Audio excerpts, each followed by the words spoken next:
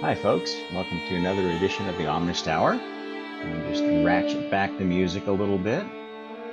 Hope you like this background for today's topic, which is going to be a bit of a riff and extension of last topic.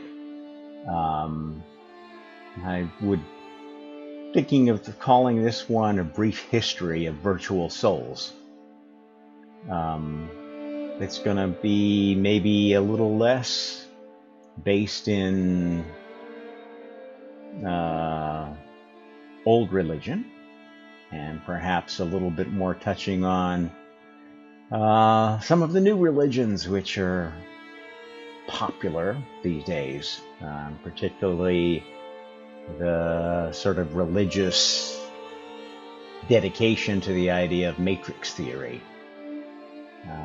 which is kind of at least most of the followers of it, kind of a dark religion that says that what we're doing here is all a simulation and there are some evil people organizing this simulation that are harvesting our energy. That's the essence of the matrix idea.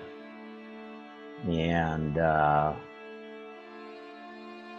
the idea that we need to somehow destroy that matrix or escape from it, which is kind of the neo-Buddhist take, I would say, on the whole idea of the Matrix movies, that somehow you're going to escape this captivity of your consciousness in a game that you don't want to play, or maybe you do want to play, but you're playing it for reasons of ego that are bad. This is, a dark thing that has possessed us. It's created an alternative, a bunch of people that are understandably unhappy about what we're going through right now. I mean, don't get me wrong, there's a lot of dystopian things happening, but they're processing it in a way that, rather than addressing the very real evils that some individuals are wreaking upon, and groups are wreaking upon humanity, sort of ratchets it up to the next level of being, there's some aliens or bad gods or something like that are doing it to us, and we need to attack at that level. And that makes it a spiritual battle, but kind of a dark spiritual battle that says that the controllers, the powers of the spirit world, instead of being not dominated, I would say, by some supreme power, God, that there's actually negative powers that are dominant in the spiritual world that we need to try to escape and keep from getting control of us. And again, my take is somewhere in between.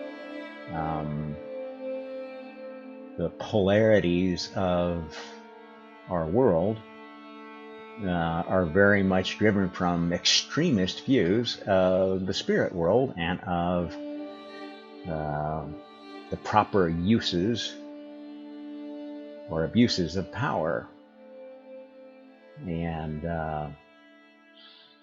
I think if you look at the origins of what we've got going on, there's kind of a polarization into camps of those who believe in God and have some faith in this powerful entity and base their worldview around faith.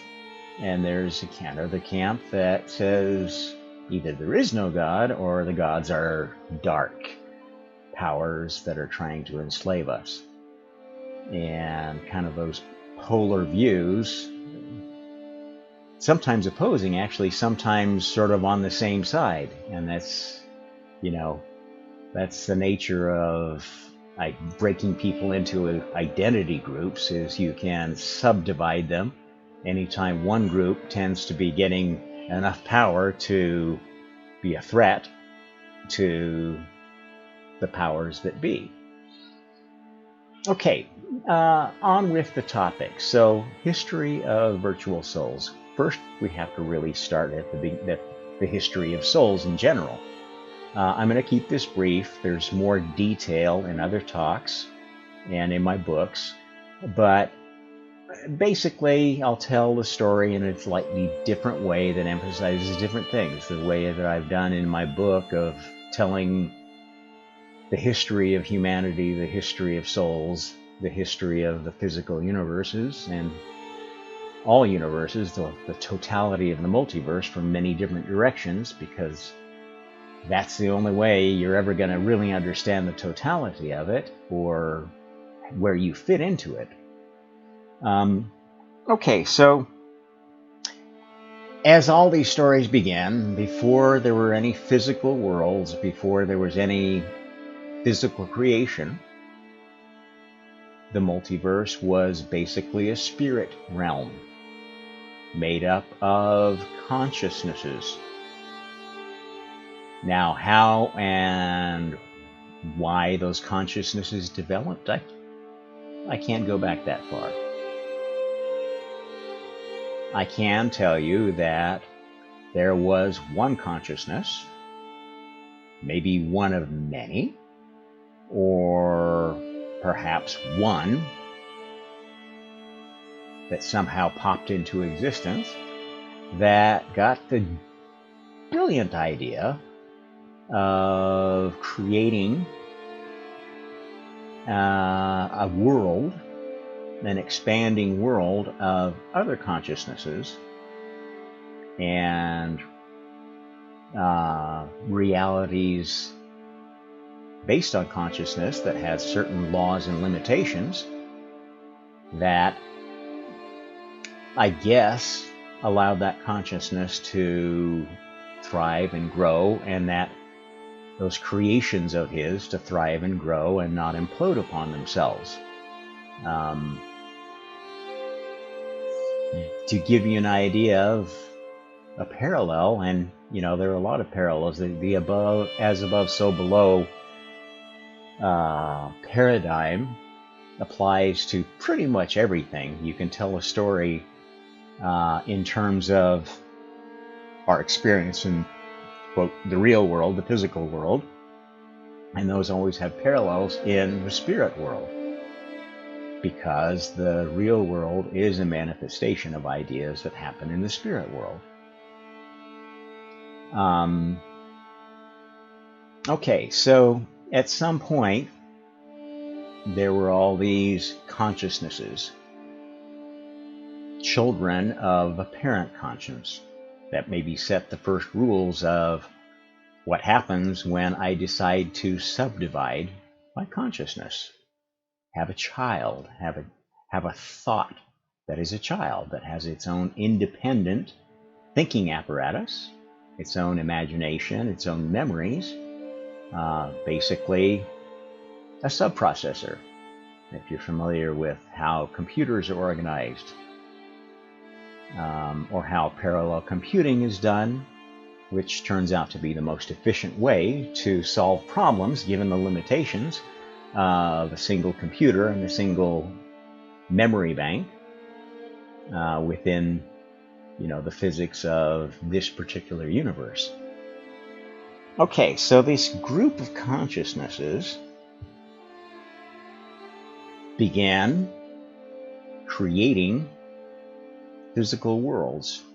Why did they do that?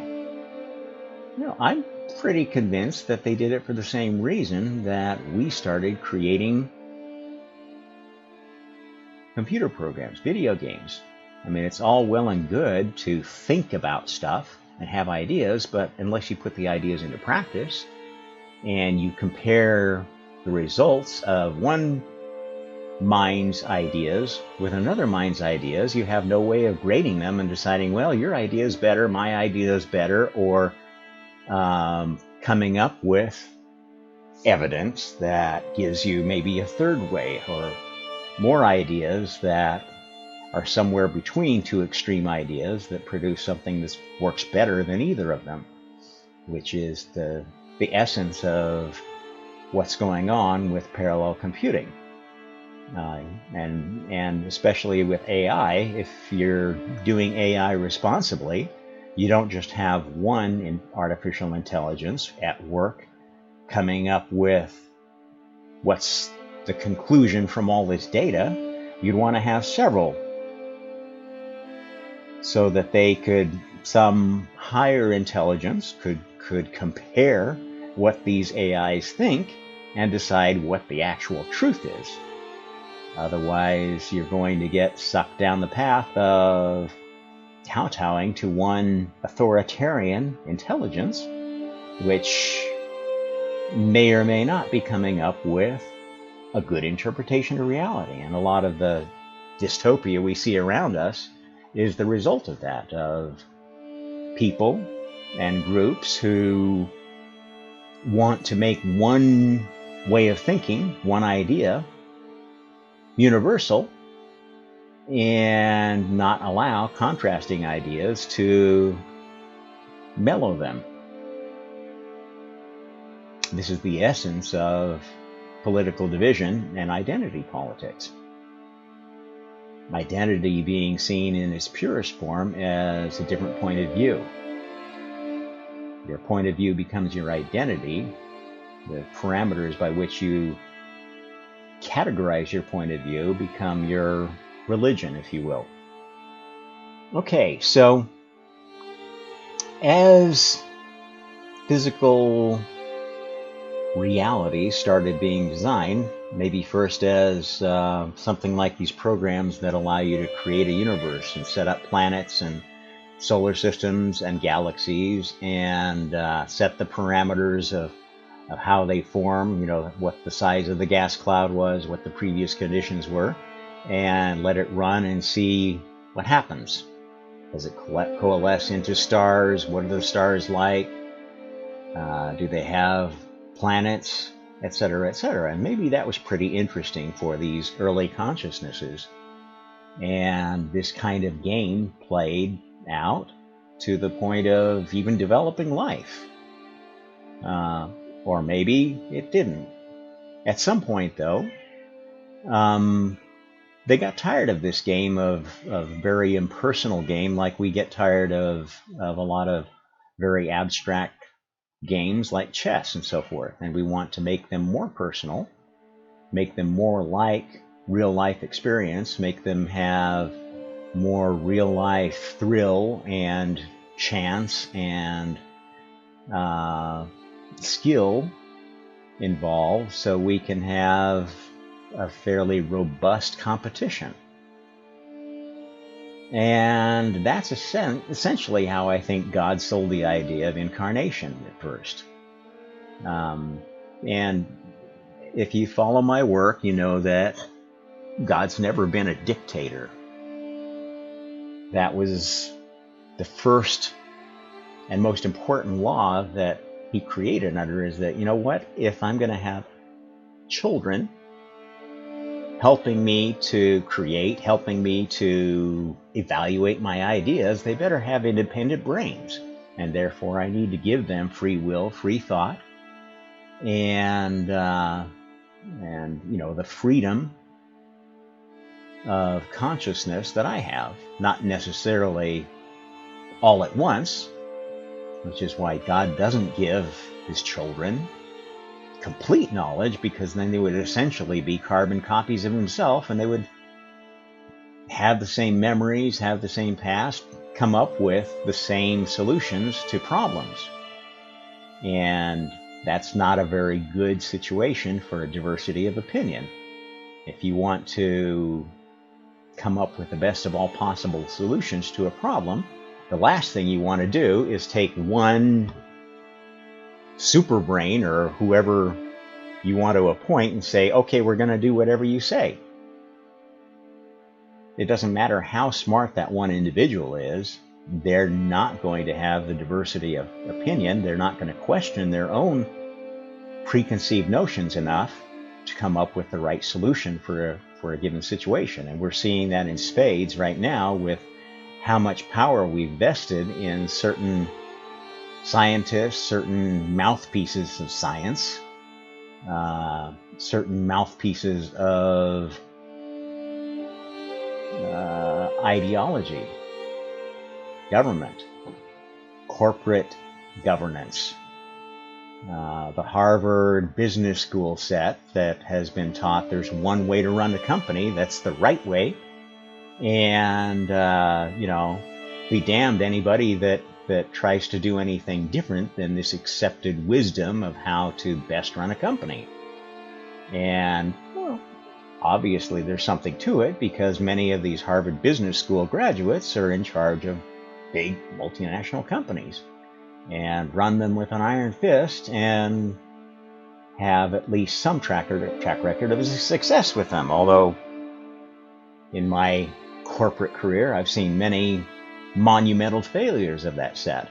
They don't accept credit for those failures. They just are sidled out with their golden parachute, and excuses are made for the disasters, and the companies go on and either fold or sell themselves off, or if they're lucky, find new management that pulls them out of the tailspin that this genius Harvard Business School graduate put them into.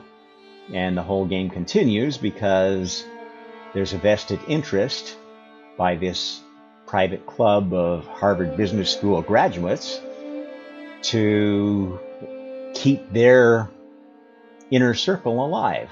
The same thing with the secret societies of Yale and so forth. And going back to Europe, there is a tendency among intellectuals to want to codify their accepted wisdom.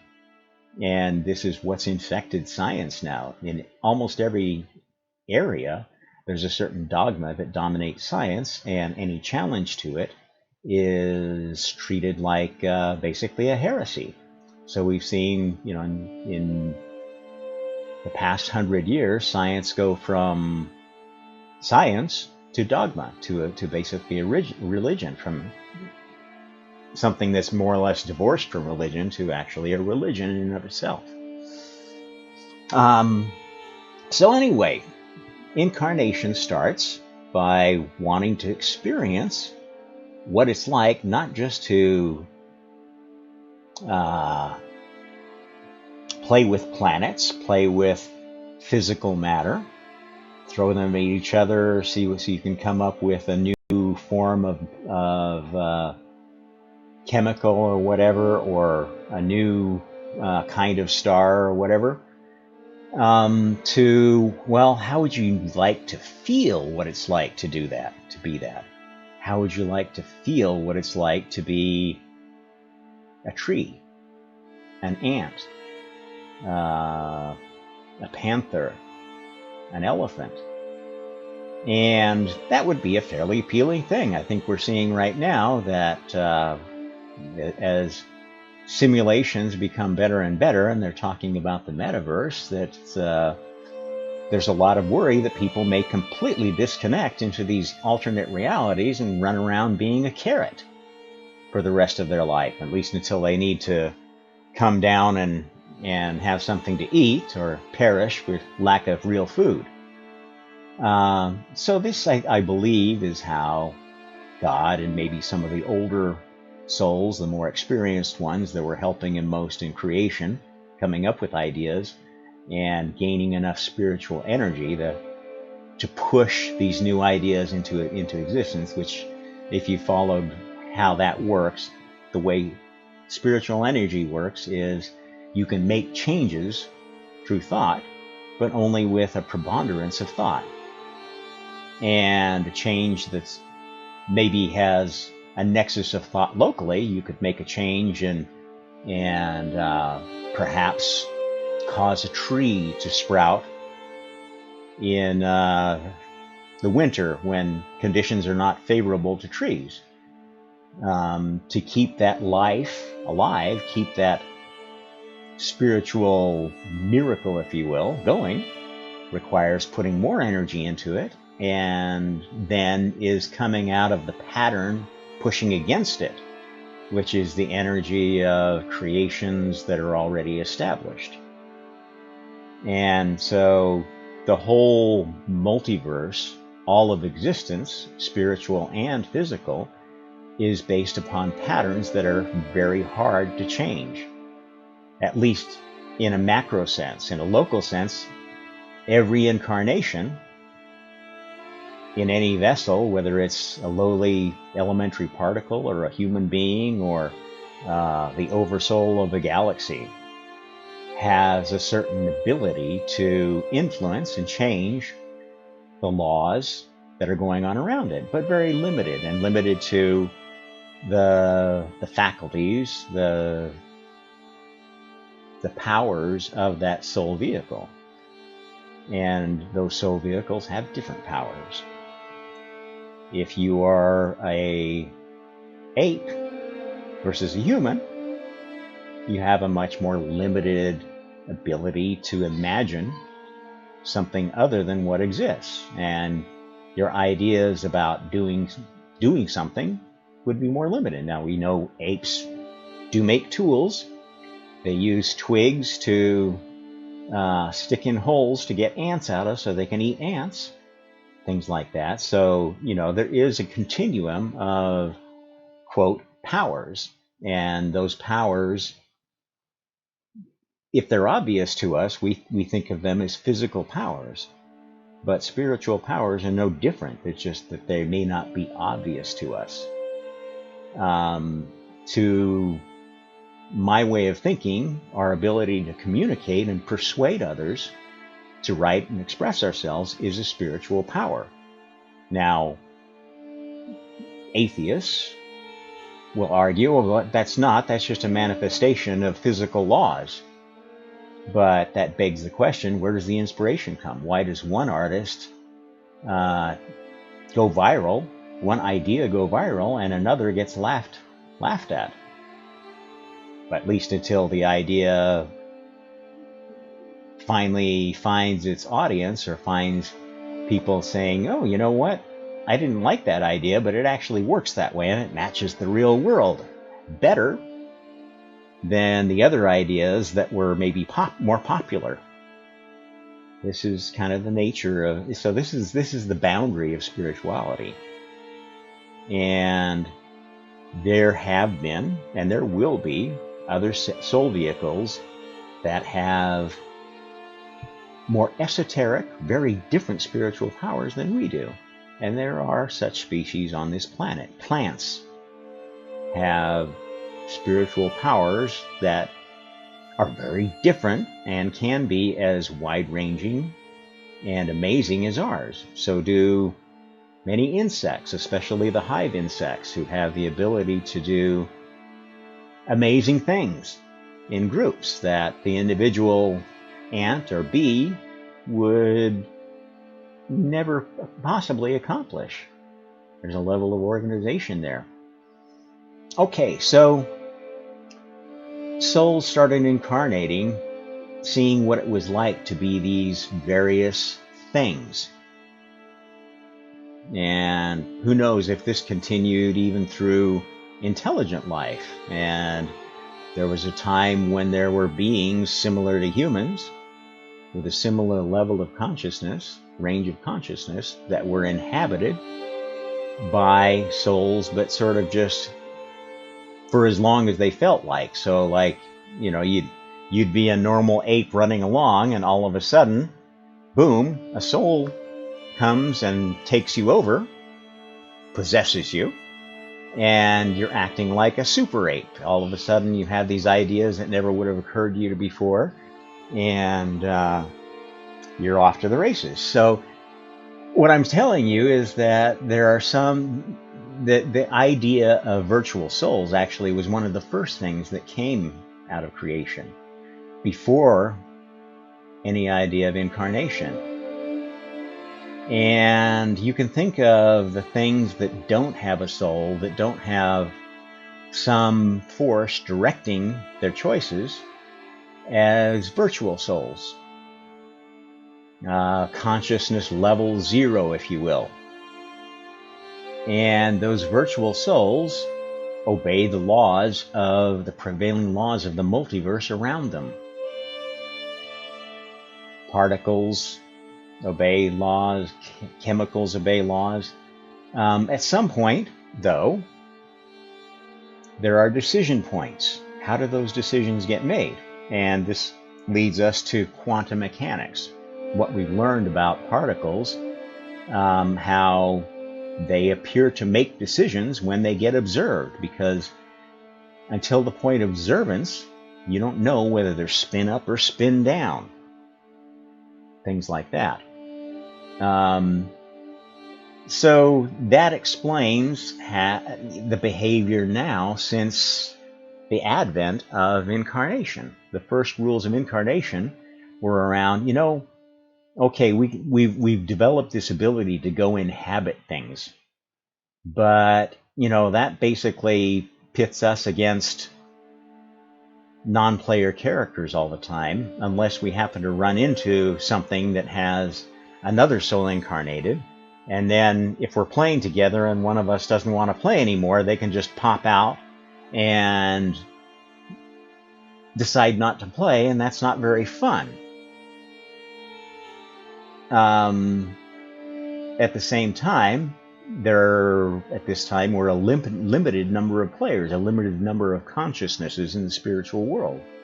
And you can envision that if you play such games with a limited number of other players, other teams, groups, tribes, you get tired of playing, because maybe one tribe gets to where they always win all the games because they basically gang up on everybody else, and they look for somebody incarnated anywhere, and they mistreat them.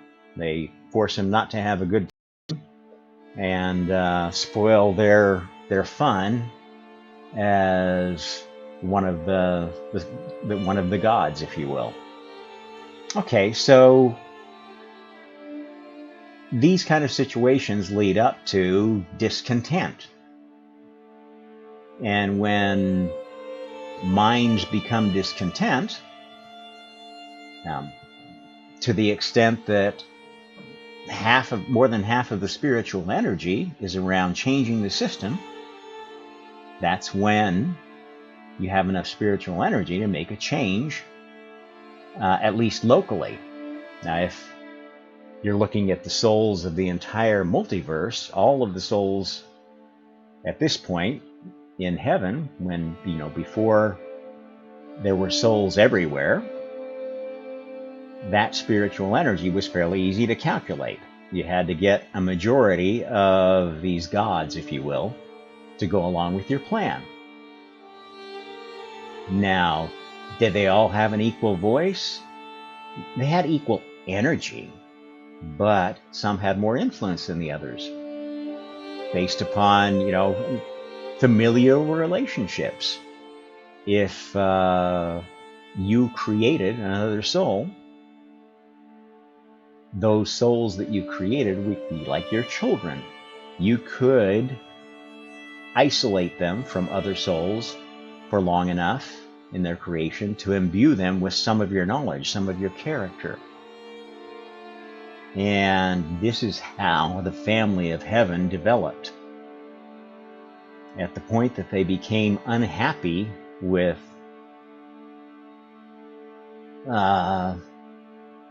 creating physical worlds of virtual souls that were completely deterministic, then they collectively decided, let's make this game so we can pilot these vehicles that we've made in this little simulation of ours.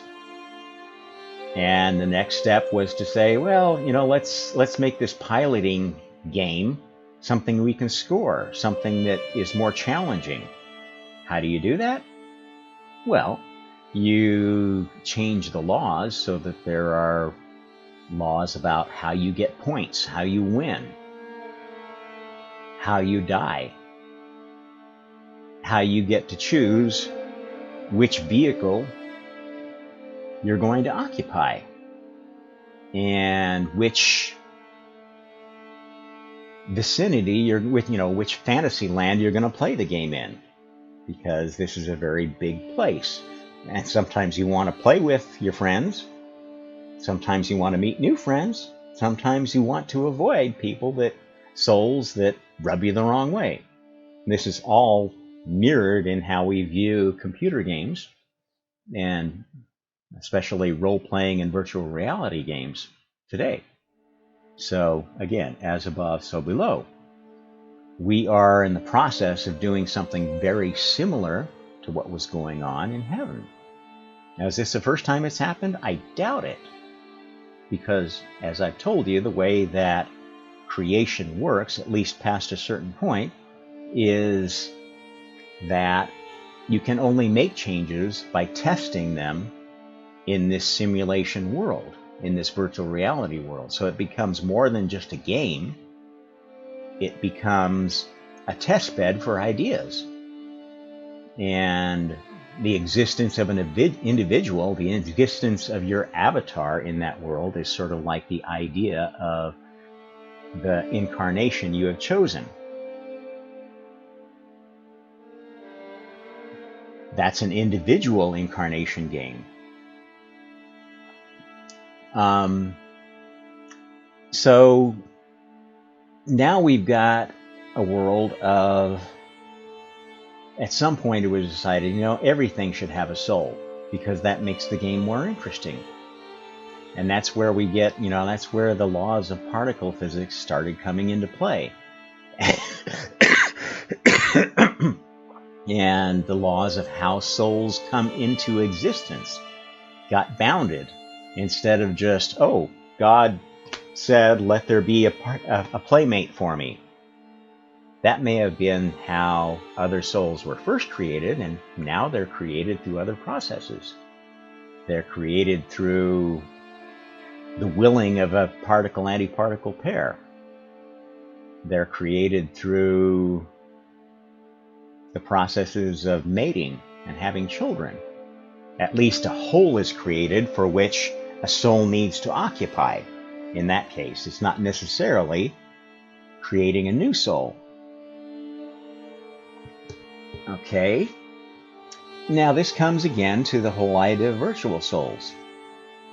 At this point where there were holes for souls that were not occupied,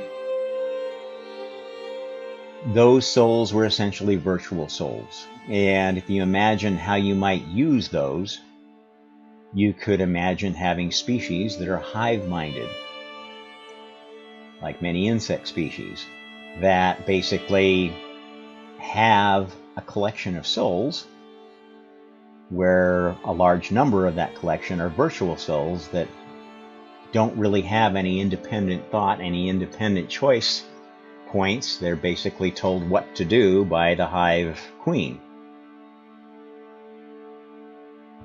And that is one of the ways that virtual souls were created at one point or other in this progression of laws that led to the point we are now.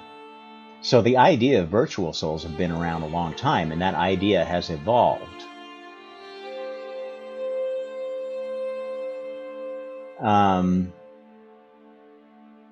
At some point, and this ties back into my last discussion about this seventh day of creation, one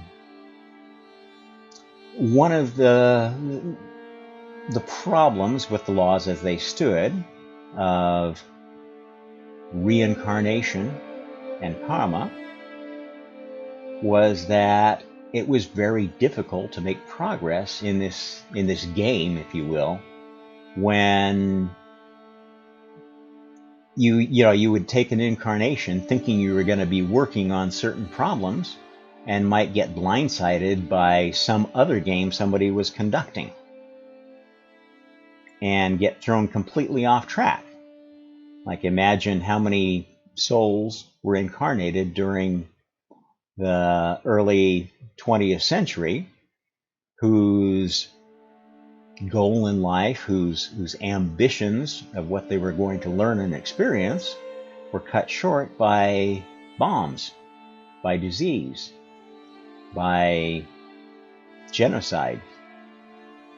And so that set of rules had a lot of limitations, had a lot of frustrations.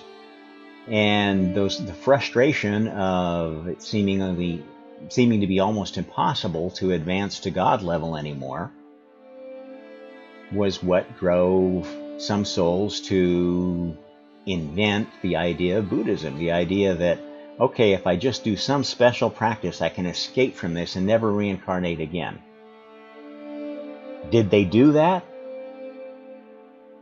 Maybe some of them did. Maybe at some point there was enough energy around that idea that there was a way of going back to the spirit realm without being a god, without having earned the powers of a free creator, a completely open-minded creator, but without achieved the highest level of consciousness. All you were doing was becoming a god with blinders on.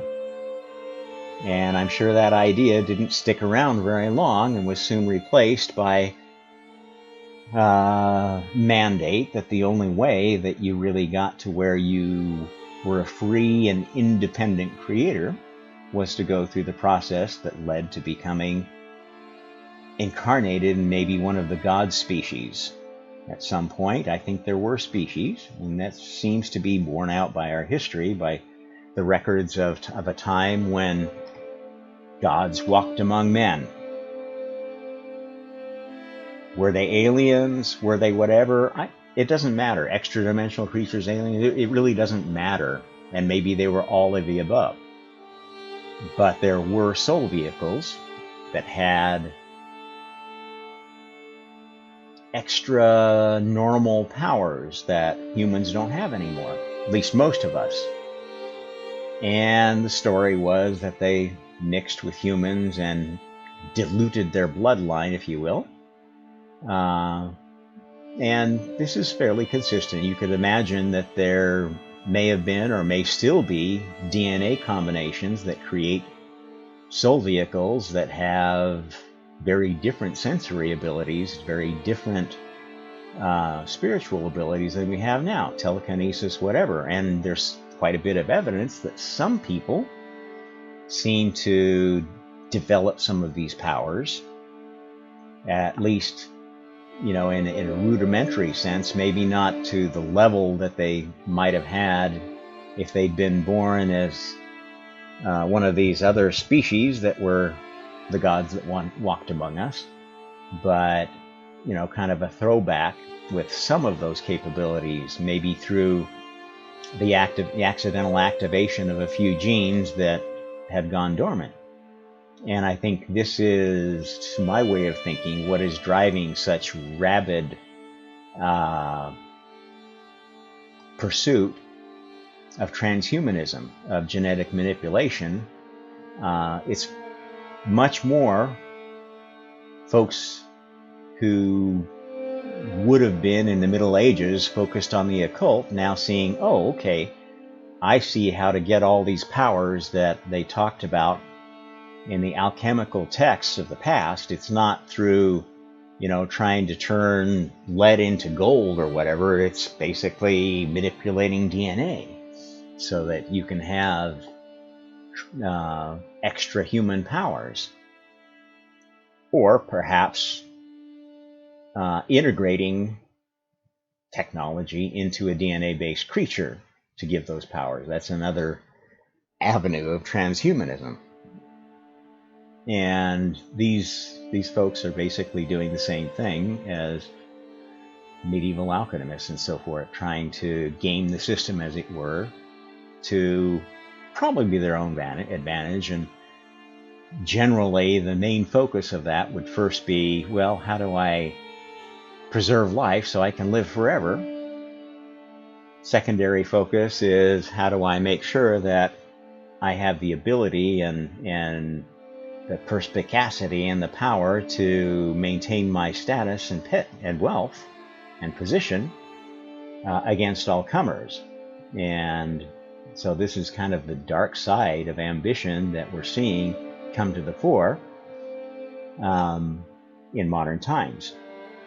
Now, what I'm going to tell you is that this dissatisfaction with that version of the laws of free will, reincarnation, and karma, where it still allowed some souls who had achieved a higher level of consciousness to have some advantage in the system, some soul vehicles that had godlike powers to have an advantage in the system. And that's how the system was then, because that's what the folks that had, the voting shares, the most influence in heaven, would vote for. And they're no different that the elite in heaven has always been the same. There's a certain selfish element there. And even God has a tendency to want to preserve the status quo, preserve power, and has let go of it grudgingly, to the point where in the current version of the laws, the only power that the first creator retains is the power of veto, which I've talked about before. And even that power of veto, the power to uncreate, to disappear a soul, is something that could be given up at some point. And one of the goals, I guess, of every other soul, and one of the drivers of almost every soul being attempted to oppose God, is the fear of being disappeared. And that creates an endless supply of anti-God coalitions, which also means that there are anti-God coalitions in the physical world, because those anti-God physical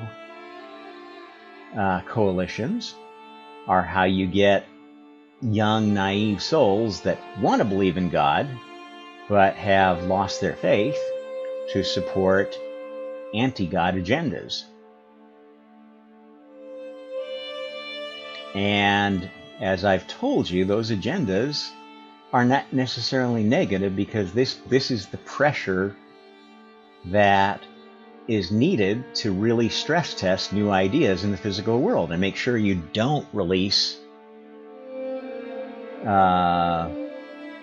a virus that is going to cure all cancer, that actually, in the long run, kills the ability to reproduce, kills the intellect, the ability to learn and grow, and therefore the ability to advance spiritually, because you cannot advance spiritually without thinking, without thought, without consciousness. You cannot advance spiritually by disconnecting. I mean, this is the lunacy of a lot of Buddhist tradition, is to think that, oh, I just need to fill myself with nothingness to erase my ego, and I'm somehow going to hit enlightenment.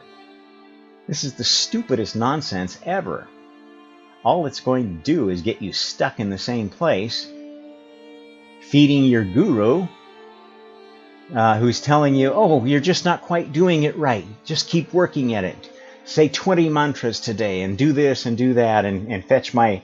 This is how gurus control people. And this is just as dystopian a control mechanism as idiocies like communism. Telling people, oh, everybody will have everything if we just turn everything into a commune. We make every aspect of life something that the party decides.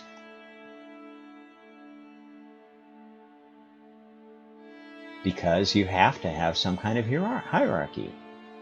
You can make your hierarchy the strongest, put all the candidates in a ring, let them fight it out, and the winner gets to be the leader. You can have a vote. You can, have an oligarchy, and one member of the oligarchy becomes powerful enough, has a big enough goon cow all the others and become the godfather of that hierarchy. There has to be a pecking order in all things. This is where anarchists are just, you're blind. You're blind to the laws of nature. All of nature is hierarchical. And all you're going to do by erasing law is allow a more dystopian hierarchy to take effect, because you're basically going to fall back to the era where the one with the biggest gun, the one with the most audacity, can dominate others. And that may sound fine to most people that are really hardcore anarchists, libertarians. They believe that because they're so confident of their abilities, their skills, especially in a Mad Max kind of world where society has collapsed. They believe that they're going to be the alpha people of that world. And those folks are just as scary as the ones that believe, oh, if we just had one world government and everybody told us exactly what to do and everybody was monitored to make sure they do it, and everything was so well ordered, and anybody that stepped outside the system would be chastised through social credit. This is the other pole of danger. Neither of those poles is healthy, and they're actually using both poles of that thinking against the middle, who would like just to have life, liberty, and pursuit of happiness, whatever that is, and understanding that you're going to have to deal with conflict, because your happiness may interfere with somebody else's, and you're going to have to work through that. You're going to have to negotiate it. Anybody who thinks peace is a goal, is something you could ever achieve, is an idiot, is a fucking moron. I don't mind saying that. A world without conflict is a world of virtual souls, dominated by isolated real souls that just pull all the strings. And, if you want to live in a hive-minded society without conflict, that means basically wiping out every other non-hive-minded soul and every free mind in your society, and isolating yourself from every other species, every other at least higher thinking species in the multiverse. And there are species like that. They have developed. That was an idea that was tried, and they're still out there. There are intelligent hive-minded species made up of a few individuals that can control all the power, dominating all the other individuals that do all the fighting and food production and everything else. And there's a certain fraction of humanity that likes that idea and wants that, especially if they can be one of the beautiful people that's in charge. That's not a fate I want for humanity, and that's not a fate I think we're going to choose. The reason there's so much of that going on right now is that the Gaia experiment, the experiment that is behind the latest development in virtual souls, is nearly concluded. In fact, it is past the point of critical energy and onto its cleanup phase.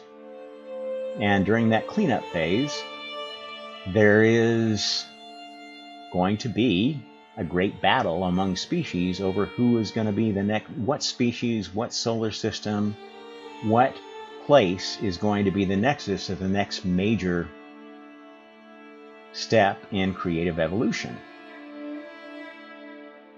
And there are proponents of a lot of different ideas for that, and they still have a lot of power.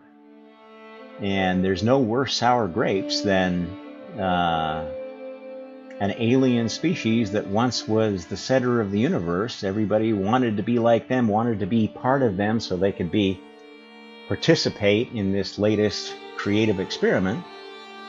going from there to be it also ran and watching, some nimwits like humans get a chance on the stage, and not understanding the point of the experiment, being really unhappy with all the attention that this species has gotten and all the breaks that it has gotten. Okay, so at any rate, this last step of virtual souls is an outgrowth of the development of parallel universes, alternate timelines. If you have any understanding of the Mandela Effect, you know that there's something there, that there are multiple realities and there are glitches between them, such that something that was true in one timeline, something that existed in one timeline, isn't true or doesn't exist or exists in a different order or a different way. This is evidence of parallel universes. And we're increasingly getting to the point where those things can be observed. And I think physics is going to prove that there are parallel universes in a relatively short amount of time. What it won't understand quickly is the reason why these parallel universes exist, how they come into existence, how they're maintained, and what the relationship between different parallel universes is. And this is where the virtual soul development that we've been final testing has come from.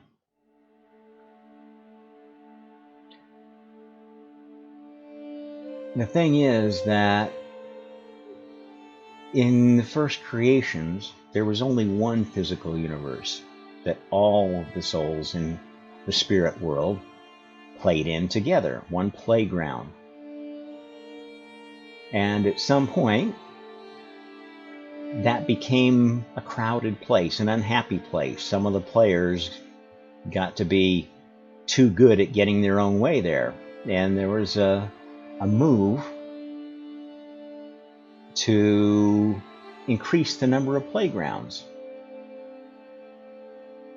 And probably most souls wanted to have their very own playground.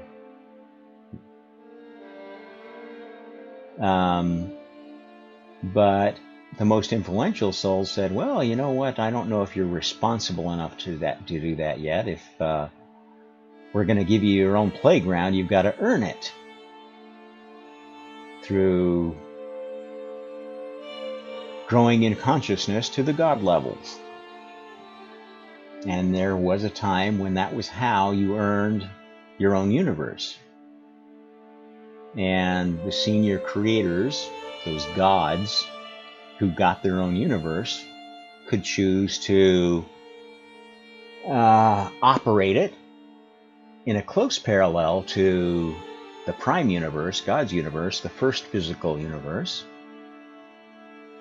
And with the idea that if I come up with a better idea than God, impress God with my precocious new idea, then he will integrate it into the prime, and I will have a great deal of prestige and influence as a result of having been one of the ones that produced an idea that improved God's universe.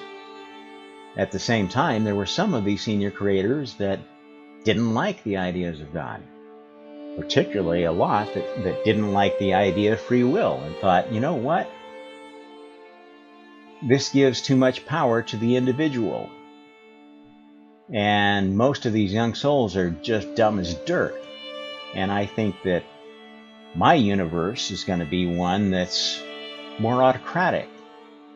Maybe it's a universe that's just me and a bunch of virtual souls, and that wasn't too fun, so maybe I'll allow some souls to come if they will sign a deal with me as the beneficiary. So this is basically how deals with the devil work. You're signing up to participate in a universe where a different set of laws obtain than in the physical universe. But to do so, you've got to go incarnate in this other parallel universe where those different laws happen. Now, how do we get to the Mandela Effect? Think about what happens when a soul chooses to move to another reality, another universe, signs a deal with the devil. They could just disappear. This creates some interesting problems. And also creates a concern of, well, what if you just want to sample this other universe, but you don't want to actually go to it? Or maybe somebody chooses to have you sample it. Now, how would that happen? Well, imagine if you were working on a very big experiment that involved lots of souls of all levels, an experiment that was being orchestrated by the most senior creators in the multiverse. Now, that collection of folks working on that problem wouldn't want just anybody coming and pissing on their parade. And there was a lot of that happening. So,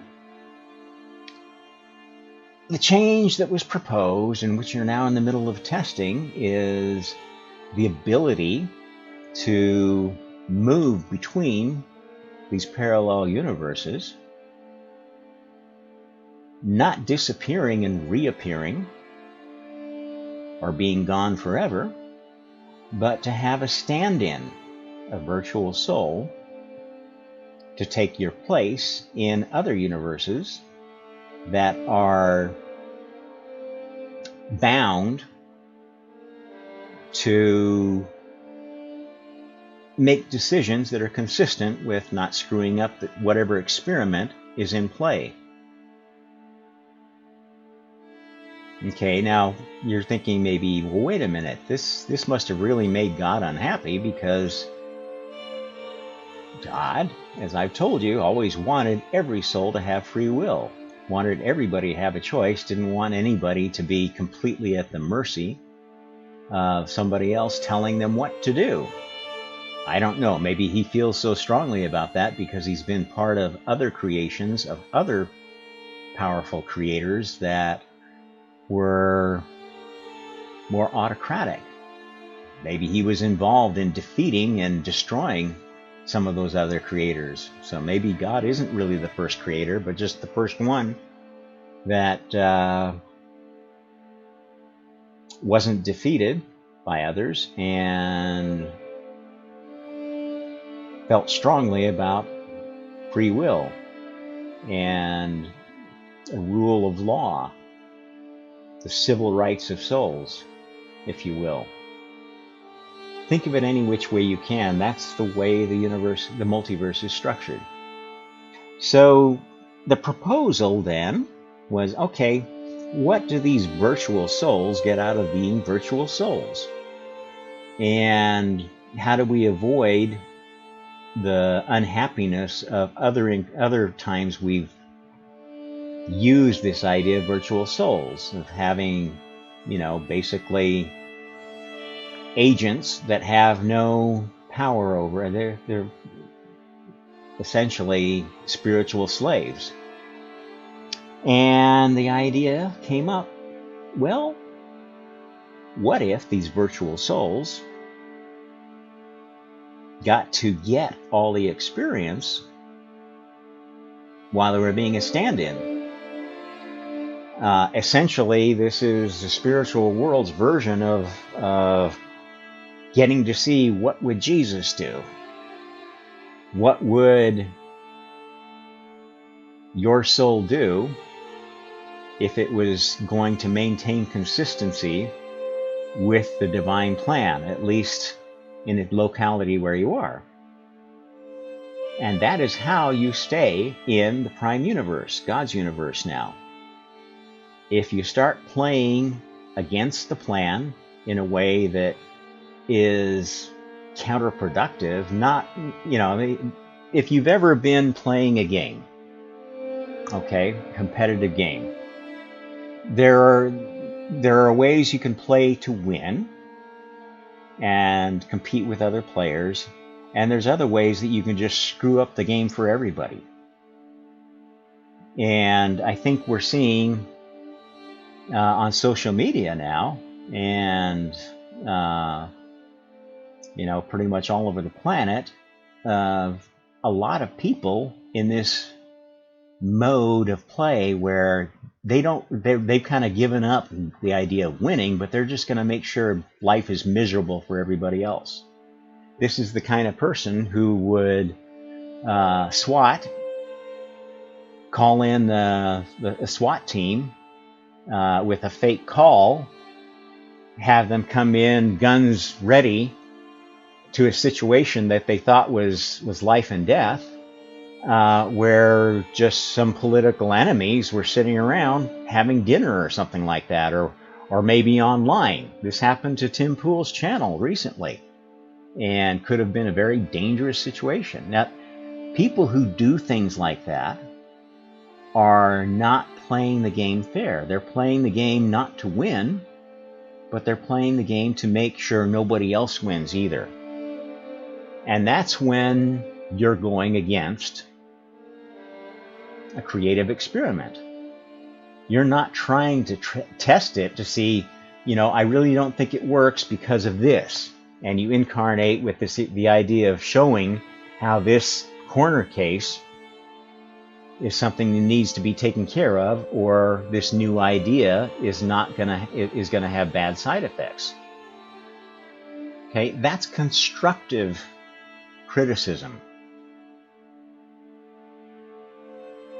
The prime universe loves constructive criticism because the prime universe is about testing ideas in spiritual science. And that whole universe is around this soul who values other opinions, who created other souls, who created everything that he created, because he does value other opinions. He values his children. Nothing would make God happier than to learn something from his child. And this is true of good parents in the real world. The best parents are the ones who have as their goal that their child is going to be a better person than they are. Will teach them. This is the most pure goal of any good parent that I can think of. And the bad parents try to force the child to be exactly what they want because they didn't achieve it, or because they want to benefit from the child doing what they're forcing them to do. This is bad parenting, and I think we know how prevalent that is.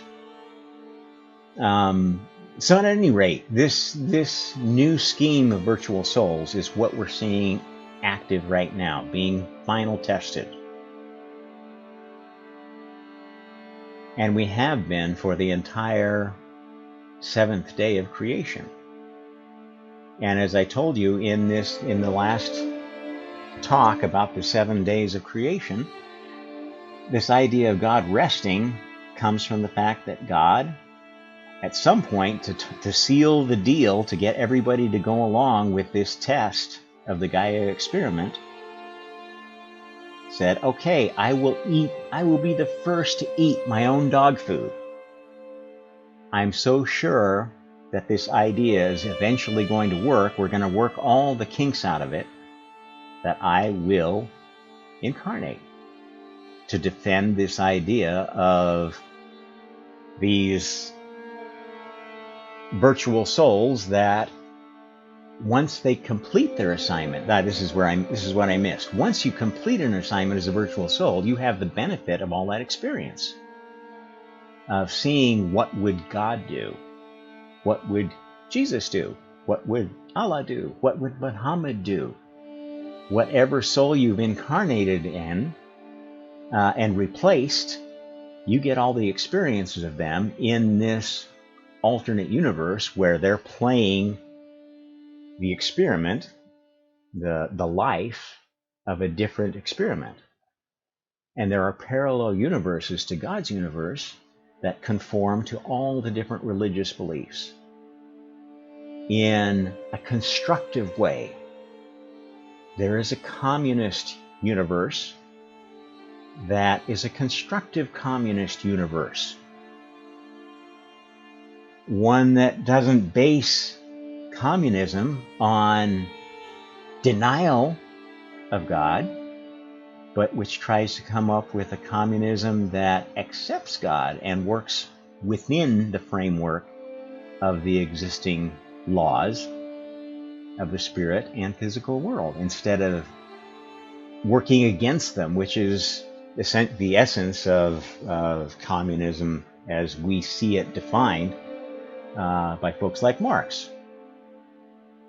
Atheism is core to it. It's one of the key parameters that they use to otherize opposition. Because if you believe in a higher power than the god of communism or the leader of your party, then the whole authoritarian aspect of communism, of being able to dictate for the good of all, which is another core idea of communism, is that the communists are gonna make everything perfect. They're gonna make sure that whatever is done for the good of all and not for the good of a few. Well, as we've seen, that always turns into bullshit. The good of all is easy to rationalize as being what's good for the party elite. And there's no communist country in the world that hasn't turned into an oligarchy, a mafia, a dictatorship.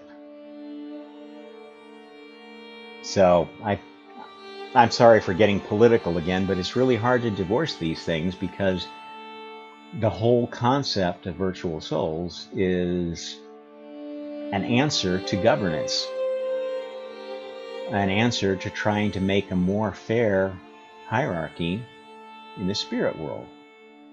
And it actually, the naysayers, the ones that didn't like this idea, are those that thought it would give these virtual souls too much power. Because what happens when a virtual soul is living a parallel life to a real soul that is perhaps a very powerful soul, a very great soul like God,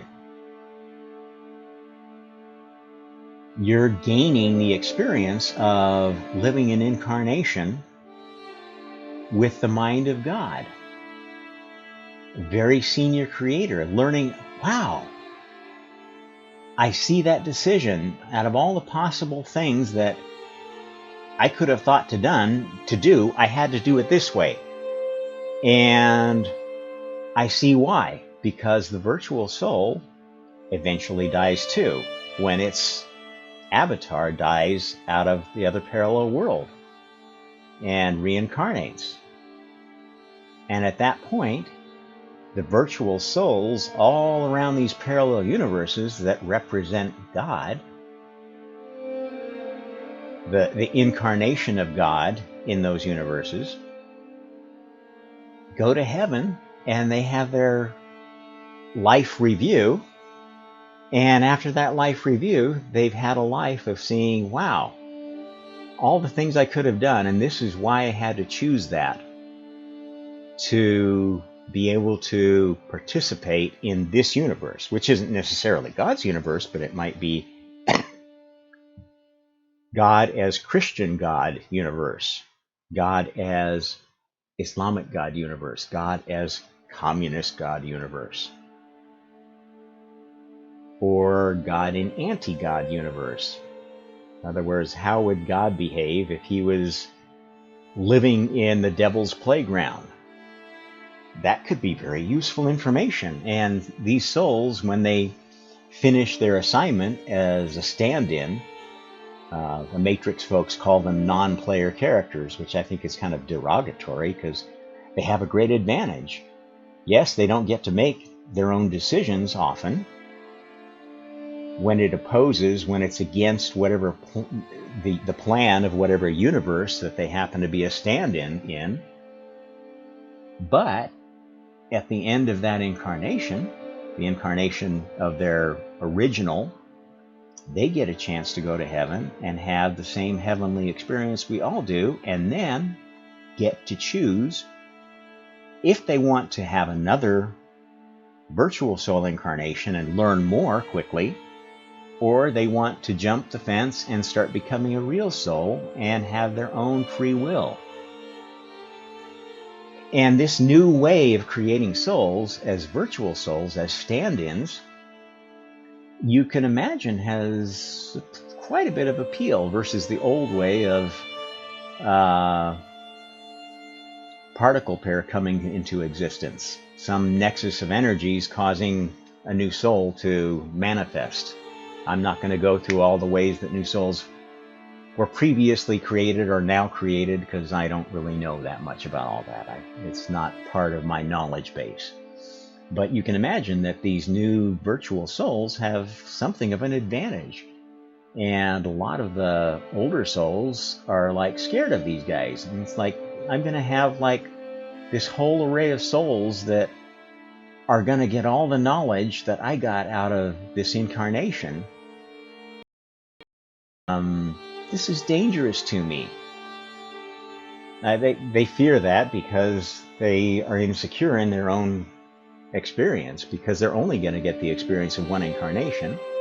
And as a soul that's incarnated thousands and thousands and thousands of times on many different planets and many different soul vehicles, I can tell you that you're not going to learn all that much, even as a stand-in for God, as a virtual soul. But it is an interesting place to start and makes the game, I think it levels the playing field for younger souls who are brave enough to and maybe can handle an incarnation where you don't have a lot of choices.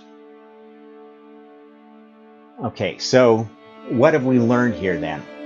Yes, the folks that have observed that there's people who seem to be on autopilot that have a program they're working to, and their life seems to be totally oblivious to any redirection.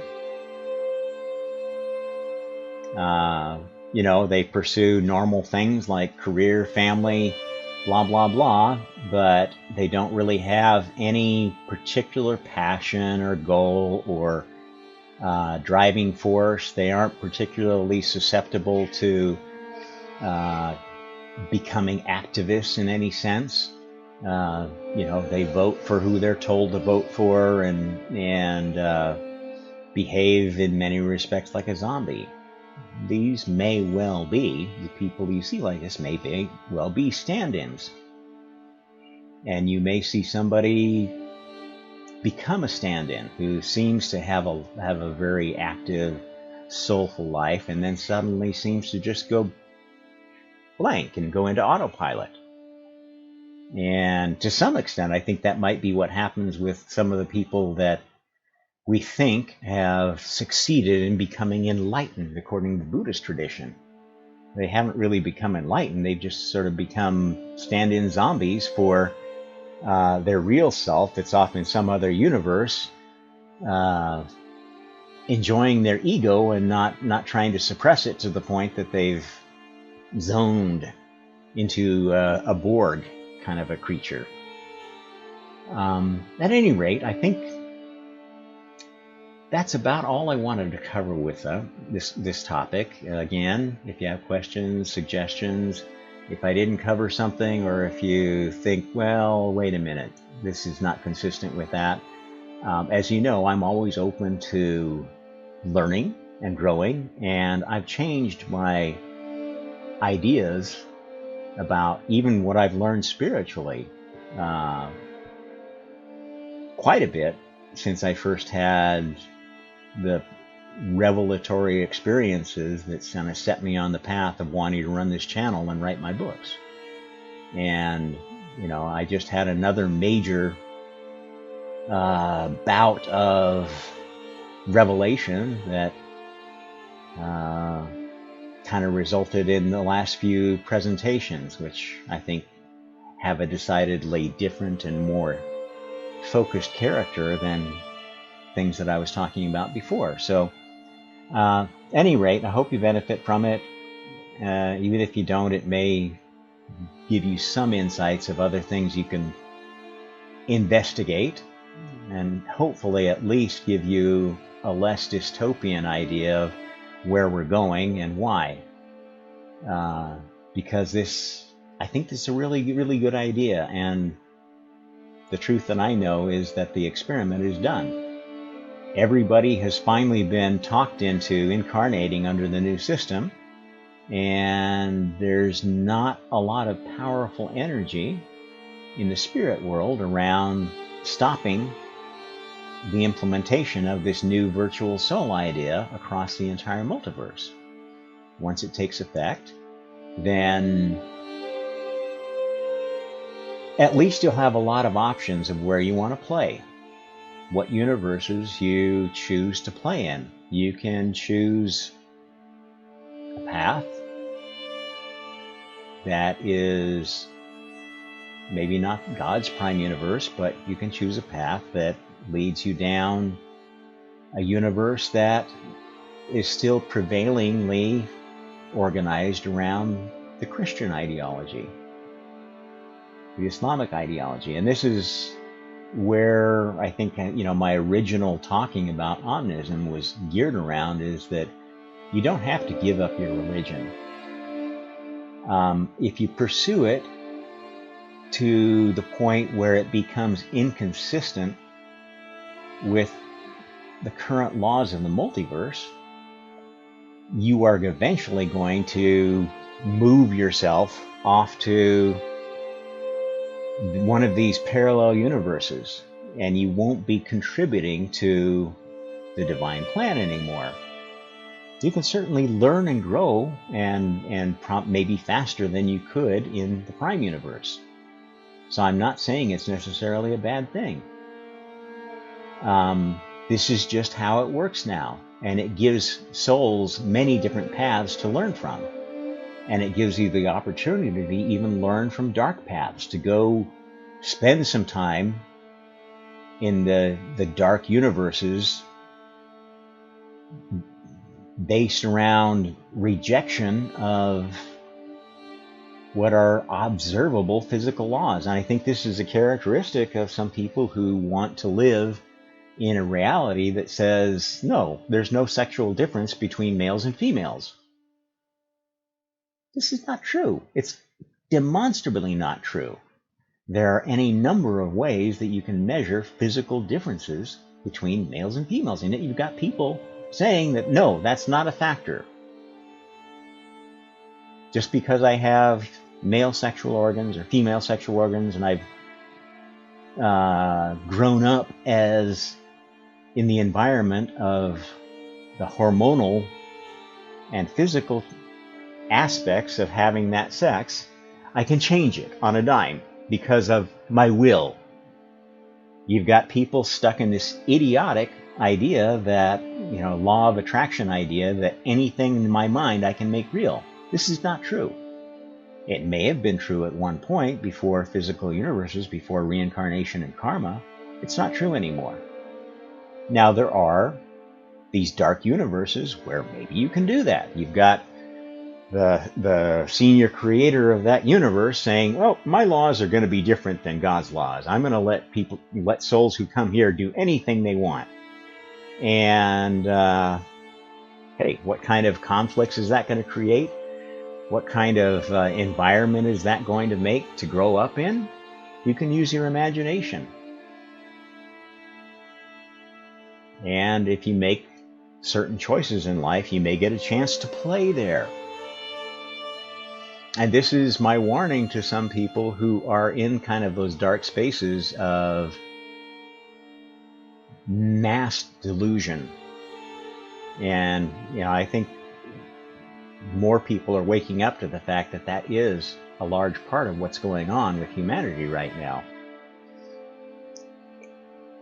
The souls that are going to end their lives belonging to this mass delusional craziness that has been part of creating enough energy to complete the final testing of this new idea are going to go, after they die, to a very different heaven. A heaven that may be more like what we would think of as a hell, whose God is an anti-God, and who is going to offer you incarnations in their universe that are ones that we might associate with hell. And the visions of those that people have seen, prophets have seen, people of faith have seen, the visions of hell are very real. They are these new parallel universes coming into existence and being populated with virtual souls and real souls. Those places are going to be more accessible, and there's nothing you can do to avoid it other than be more conscious of what you think, what you choose. Not limit your thoughts, which is the way that we fall down these dark paths. We accept one way of thinking and don't question it. That's no way to raise your consciousness, by limiting it. Think about your choices. Think about logically whether what you believe makes sense. What you believe is going to lead to a better world.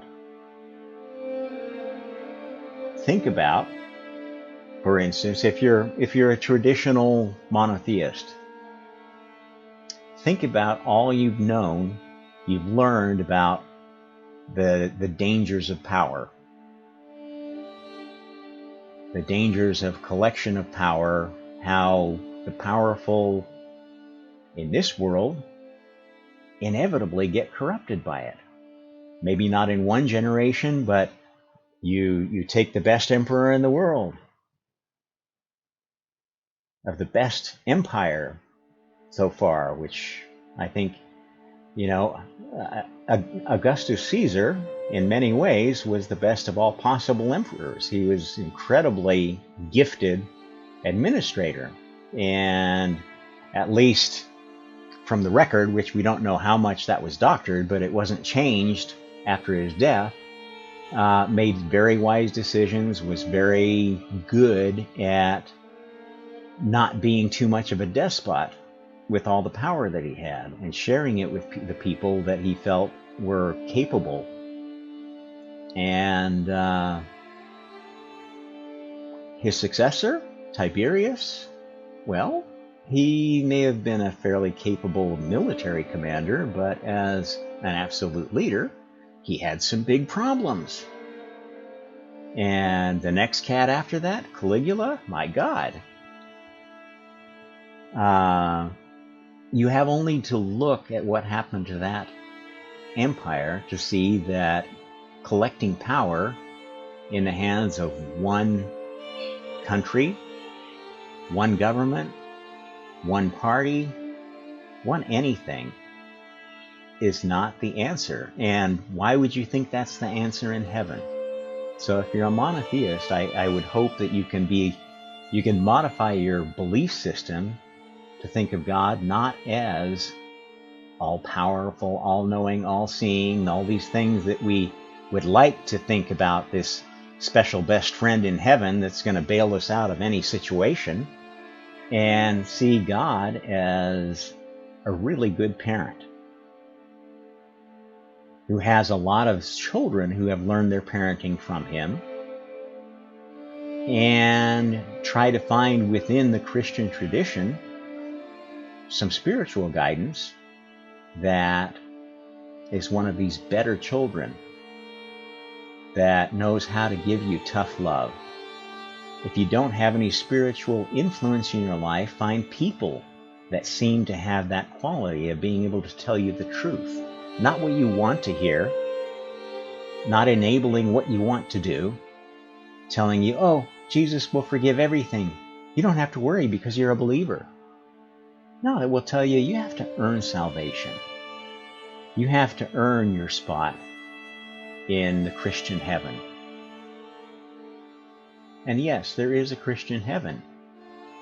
And if that's where you want to play as you go through reincarnation and honing where you want to be in the multiverse, that's a perfectly okay place to play, and a lot better than a lot of the other places you could choose. Go for it. Just be humble enough to give up that one bit of dogma of all-powerful, all-seeing, all-knowing, and exclusively the only religious truth that you can accept. That's all it takes to become an honest Christian. That's all it takes to become an honest Muslim. Okay, I think I'm going to wrap it up right now. Sorry for going a little long. Hope you found it useful. Like, share, subscribe. Interact in any which way you want. I'm on Facebook. Look for Rob Tromp. Once again, for the Ominous Hour, I'll talk to you next time. Thank you.